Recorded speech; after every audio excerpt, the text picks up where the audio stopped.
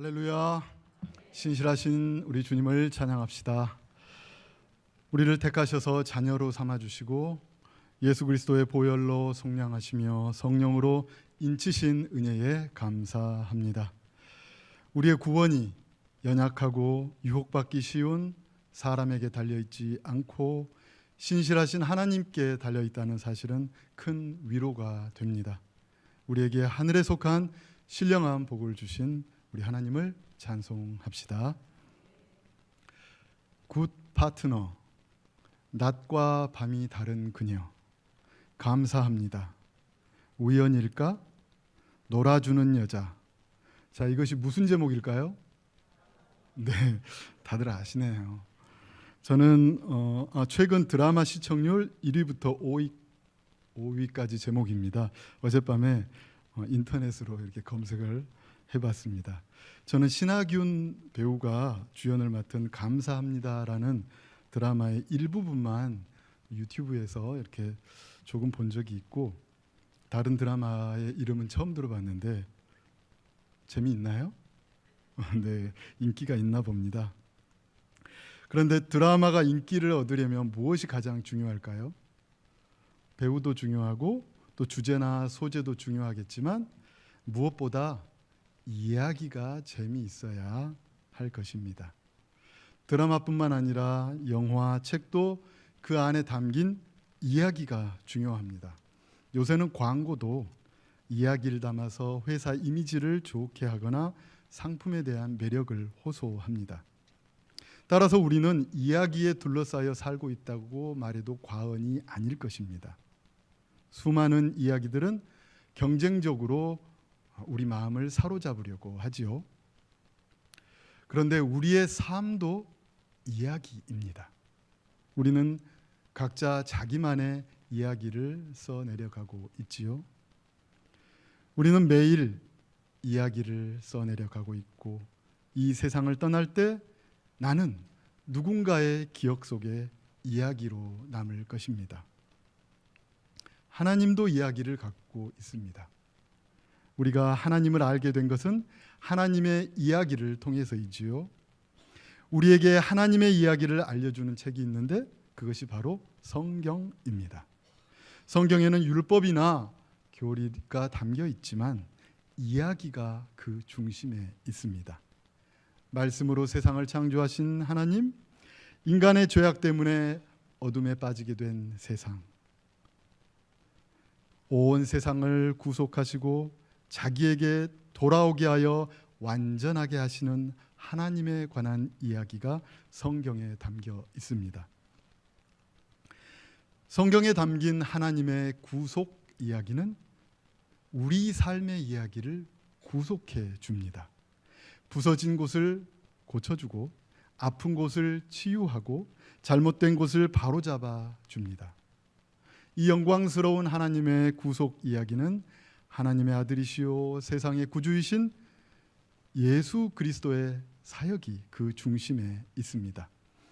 예수 그리스도께서는 우리를 새롭게 하시기 위하여 이 세상에 오셨으며 그분의 삶과 죽음과 부활을 통해 그 일을 이루셨습니다. 참고로 여기서 구속이라는 말은 행동이나 의사의 자유를 제한하거나 속박한다는 뜻이 아닙니다. 잃어버린 것을 값을 치르고 되찾아온다는 뜻입니다. 우리가 예배 때 읽는 개역 개정 성경에는 구속이라는 단어 대신 속량이라는 단어가 사용되고 있는데요. 구속과 속량은 같은 뜻을 가진 단어입니다. 하나님의 구속 이야기는 그 어떤 이야기와도 다릅니다.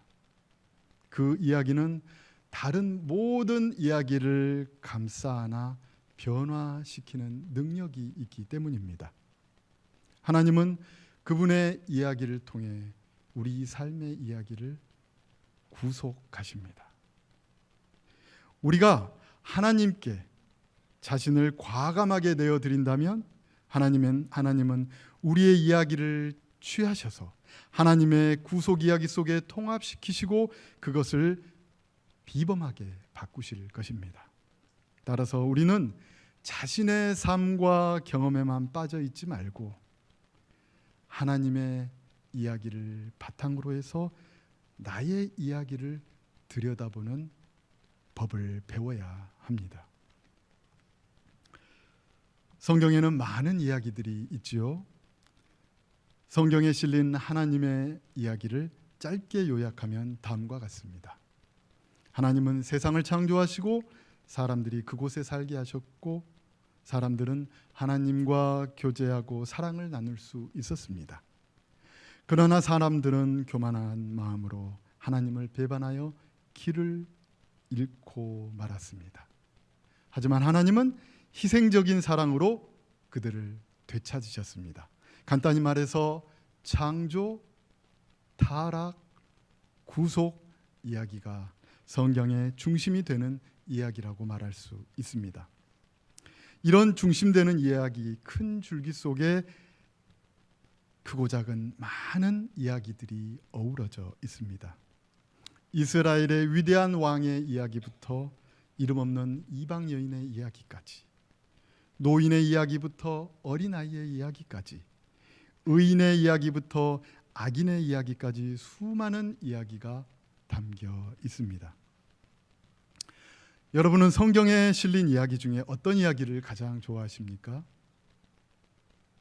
아동부 어린이들에게 묻는다면 아마도 골리앗을 이긴 다윗 이야기, 사자굴에서 살아나온 다니엘 이야기, 믿음으로 방주를 지었던 노아 할아버지 이야기 등을 꼽을 수 있을 것 같습니다. 믿음의 조상 아브라함의 이야기도 빼놓을 수 없겠지요. 여러분이 가장 좋아하는 성경 이야기는 무엇입니까? 애굽의 총리가 된 요셉 이야기입니까? 이유를 알 수 없는 고난 가운데도 인내했던 욥 이야기? 동화 피노키오의 영감을 주었던 요나 이야기? 이러한 이야기들은 단지 옛날 이야기가 아닙니다. 지금도 우리에게 말을 걸어오며 우리가 삶 속에서 겪는 여러 가지 상황을 해석해주며 어떤 선택을 해야 하는가를 말해주는 살아있는 말씀입니다. 야고보서 5장 11절은 다음과 같이 말씀합니다. 보라, 인내하는 자를 우리가 복되다 하나니 너희가 욥의 인내를 들었고 주께서 주신 결말을 보았거니와 주는 가장 자비하시고 긍휼히 여기시는 이시니라. 이 세상에는 이유를 알 수 없는 무고한 고난을 당하는 사람이 많이 있습니다. 인과응보의 논리로는 도저히 해석할 수 없는 일들이 벌어집니다.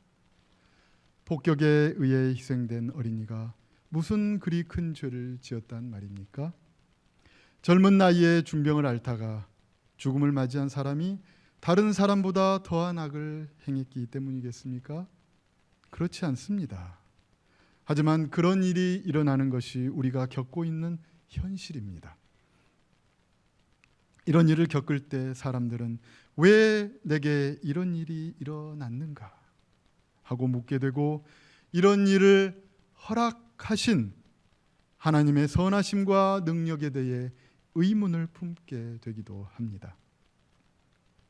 이때 욥의 이야기를 읽은 사람은 자신과 같은 고통을 겪고 의문을 품었던, 자신을 잘 이해하는 것과 같은 친구를 얻게 됩니다.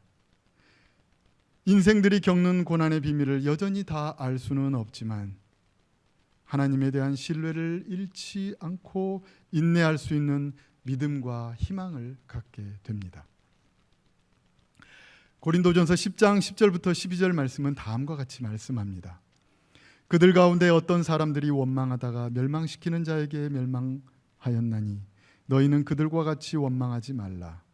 그들에게 일어난 이런 일은 본보기가 되고 또한 말세를 만난 우리를 깨우치기 위하여 기록되었느니라. 그런즉 선줄로 생각하는 자는 넘어질까 조심하라. 바울은 구약 성경에 기록된 이야기를 통해 고린도 교회의 성도들을 일깨웁니다. 이스라엘 백성들은 하나님의 은혜로 이집트의 종살이에서 구원을 받았으며 광야에서는 하나님이 주시는 신령한 음식인 만나를 먹었고 반석에서 터져나오는 물을 마셨습니다. 하지만 그들 중에는 우상 숭배와 음행을 하고 하나님을 시험하고 원망하는 사람들이 있었는데 그들은 멸망하고 말았습니다. 이스라엘 백성들이 광야에서 겪었던 이야기는 고린도 교회 성도들의 삶을 해석하는 이야기가 됩니다. 고린도 교회 성도들이 만약 우상 숭배와 음행을 하거나 주님을 시험하고 원망한다면 멸망하게 될 것이라는 것입니다. 또한 그 이야기는 오늘날 우리 삶의 본보기가 되며 우리 삶을 해석해주는 이야기도 됩니다. 성경 이야기를 안다고 해서 모든 문제가 해결되거나 모든 의문점이 풀리는 것은 아닙니다. 어떤 일을 어떻게 결정해야 할지 명확해지거나 삶이 늘 편안하고 쉬워지는 것도 아닙니다. 고난을 면하거나 세상의 고달픔으로부터 벗어나는 것도 아닙니다. 그러나 성경 이야기를 알면 전체를 보는 눈이 생기며 믿음의 기초와 희망의 전망이 생깁니다. 우리 삶의 이야기를 성경 이야기에 비추어 읽을 때 우리는 우리 삶의 이야기를 더 잘 이해할 수 있으며 우리 삶의 의미를 발견할 수 있습니다. 우리는 용감하게 행동해야 될 때가 있습니다. 그런데 그런 행동을 하면 자신의 안전이 위태로워질 때가 있습니다. 그런 때 우리는 비슷한 상황에 처했던 에스더와 그에게 했던 모르드게의 다음과 같은 말을 떠올리게 됩니다. 이때 네가 만일 잠잠하여 말이 없으면 유다인은 다른 데로 말미암아 노임과 구원을 얻으려니와 너와 내 아버지 집은 멸망하리라. 네가 왕후의 자리를 얻은 것이 이때를 위함이 아닌지 누가 알겠느냐 하니. 가까운 사람으로부터 버림을 받고 주위 사람들의 모함으로 억울하게 오랫동안 고난을 겪으며 견디고 있는 사람이 있을 수 있습니다. 그때 그는 요셉 이야기와 그가 했던 말을 떠올리게 됩니다. 당신들은 나를 해하려 하였으나 하나님은 그것을 선으로 바꾸사 오늘과 같이 많은 백성의 생명을 구원하게 하시려 하셨나니. 그런데 우리 삶의 이야기를 이런 식으로 성찰하려면 훈련이 필요합니다. 시간을 들여야 하고요. 기도에 힘써야 하고 분별력을 가져야 합니다. 다른 사람의 조언이 필요할 수도 있습니다. 당장에 많은 것을 깨닫지는 못할 것입니다. 하지만 점점 우리 삶에 흐르고 있는 하나님의 구속 이야기를 감지하며 그 이야기를 따르게 될 것입니다. 하나님의 구속 이야기에 자기 삶의 이야기를 비추어 더 잘 이해하게 되고 삶의 의미를 더욱 풍성하게 발견하게 될 것입니다. 성경 이야기가 우리에게 주어져 있습니다. 우리는 거기서 지식과 교훈과 감화를 얻어 믿음과 소망과 사랑의 길을 끝까지 갈 수 있습니다. 우리가 어떤 상황에 처해 있든 그것은 하나님의 구속 이야기에 포함되어 있으며 그 이야기가 지금도 전개되고 있습니다. 그런데 우리 삶의 이야기의 줄거리가 명확할 때도 있지만 그렇지 않은 때도 있습니다. 마치 산의 정상에 올라가서 사방이 환하고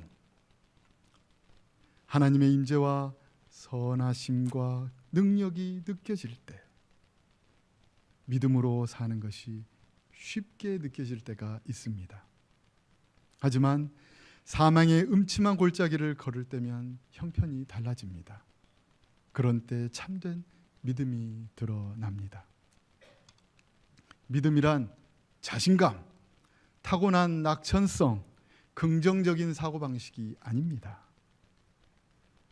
자아가 아니라 하나님만 의지하는 것이 진정한 믿음입니다. 눈에 보이는 증거가 없을 때에도 하나님께서 구속의 이야기를 써가고 계심을 믿는 것이 바로 믿음입니다. 그러한 겨자씨만한 믿음만 있을지라도 그 믿음은 우리 선택에 영향을 미칩니다. 그리고 그 선택은 우리 삶의 이야기의 줄거리를 형성하게 됩니다.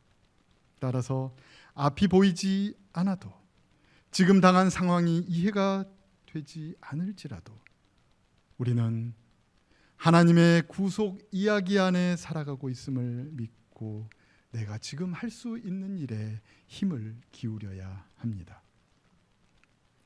이제 오늘 본문 말씀을 다시 한번 읽어보겠습니다. 시작. 무엇이든지 전에 기록된 바는 우리의 교훈을 위하여 기록된 것이니 우리로 하여금 인내로 또는 성경의 위로로 소망을 가지게 함이니라. 이 말을 좀 더 쉽게 번역한 공동개역 개정판 성경으로 읽어보겠습니다. 시작. 성서 말씀은 모두 우리에게 교훈을 주려고 기록된 것입니다. 그래서 우리는 성서에서 인내를 배우고 격려를 받아서 희망을 가지게 됩니다. 성경은 우리에게 교훈을 주려고 기록되었습니다. 우리는 성경 이야기를 통해, 성경 말씀을 통해 인내를 배우고 성경으로부터 위로와 격려를 받아서 희망을 갖게 됩니다. 따라서 우리는 우리 삶의 이야기를 성경 이야기에 비추어 보아야 합니다. 그럴 때 우리는 우리가 처한 현실을 믿음의 눈으로 바라볼 수 있고 어떻게 행해야 할지를 깨닫게 됩니다. 이렇게 하나님의 말씀, 하나님의 구속 이야기 안에서 살아가는 삶을 아름답게 묘사한 성경 말씀이 있습니다. 바로 시편 1편 말씀입니다. 시편 1편은 복 있는 사람의 모습을 악인들의 모습과 대조하면서 그 삶의 결과가 어떠한 것을 이야기처럼 묘사하고 있습니다. 복 있는 사람은 악인들의 꾀를 따르지 아니하며 죄인들의 길에 서지 아니하며 오만한 자들의 자리에 앉지 아니하고 오직 여호와의 율법을 즐거워하며 그의 율법을 주야로 묵상하는도다. 악인들의 꾀를 따르고, 즉 악인들의 조언을 따라 걷고 죄인들의 길에 서고 오만한 자들의 자리에 앉는다는 말씀을 보면 그들의 삶이 점점 나쁜 쪽으로 나아가고 있음을 알 수 있습니다. 걷다가 서더니 나중엔 아이의 자리를 틀고 앉습니다. 악인들의 삶의 방식에 점점 자기도 모르게 젖어 들어가는 것입니다. 하지만 복 있는 사람은 그러한 삶을 의지를 갖고 거부합니다. 대신 그는 여호와의 율법을 즐거워하며 그 율법을 밤낮으로 묵상합니다. 성경 말씀을 작은 소리로 읊조리면서 말씀에 젖어들고 그 뜻을 헤아리는 것입니다. 그러한 삶을 살아가는 삶의 모습은 어떠할까요? 시편 1편 3절을 함께 읽겠습니다. 시작. 그는 시냇가에 심은 나무가 철을 따라 열매를 맺으며 그 잎사귀가 마르지 아니함 같으니 그가 하는 일이 다 형통하리로다. 인생에게 닥치는 고난에서 제외될 수 있는 사람은 아무도 없습니다. 이유를 알 수 없는 일들이 믿는 자에게나 믿지 않는 자에게 닥쳐옵니다. 시냇가에 심기운 나무라도 가뭄을 겪습니다. 하지만 그 나무는 철을 따라 열매를 맺으며 그 잎사귀가 마르지 않고 형통합니다. 하나님의 말씀에 뿌리를 내리고 있기 때문입니다. 하나님의 구속 이야기에 자신의 이야기를 해석하고 써내려가고 있기 때문입니다. 성경에 기록된 하나님의 구속 이야기와 경쟁하는 많은 이야기들이 우리에게 들려옵니다. 악인의 조언이 우리의 귓등을 간지럽히기도 합니다. 이때 우리가 어떤 이야기를 받아들이냐에 따라 우리의 삶의 이야기도 다르게 쓰여지게 됩니다. 따라서 이해할 수 없는 고난 중에도, 앞이 캄캄하여 보이지 않는 때에도 우리는 우리 삶의 이야기가 하나님의 구속 이야기 안에서 쓰여지고 있음을 믿고 이러한 믿음을 갖고 붙잡고 성경을 읽으며 성경 이야기로 우리 삶을 해석해야 합니다. 그럴 때 우리 삶의 이야기는 하나님의 거대한 구속 이야기 속에 속하게 되며 의미와 가치를 발견하게 됩니다. 우리 모두 시냇가에 심기운 나무처럼 성경이 주는 인내와 위로를 받으며 희망을 품는 복 있는 인생으로 살아가기를 소망합니다. 하나님 아버지, 우리에게 하나님의 말씀을 주셔서 감사합니다. 우리에게 하나님의 구속 이야기를 알려주시고 그 이야기로 우리 삶을 구원하여 주셔서 감사합니다. 우리가 어떤 형편에 있든지 하나님을 믿으며 하나님의 말씀을 읽고 그 말씀을 따라 살아가기를 원합니다. 시냇가에 심기운 나무처럼 가뭄을 두려워하지 않고 저를 따라 열매를 맺으며 형통한 삶을 살아가기를 원합니다. 하나님 이야기로 우리 삶을 읽고 우리의 삶의 이야기를 써내려가는 복된 저희가 되기를 원하오니 주여 인도하여 주옵소서. 예수님의 이름으로 기도합니다. 아멘.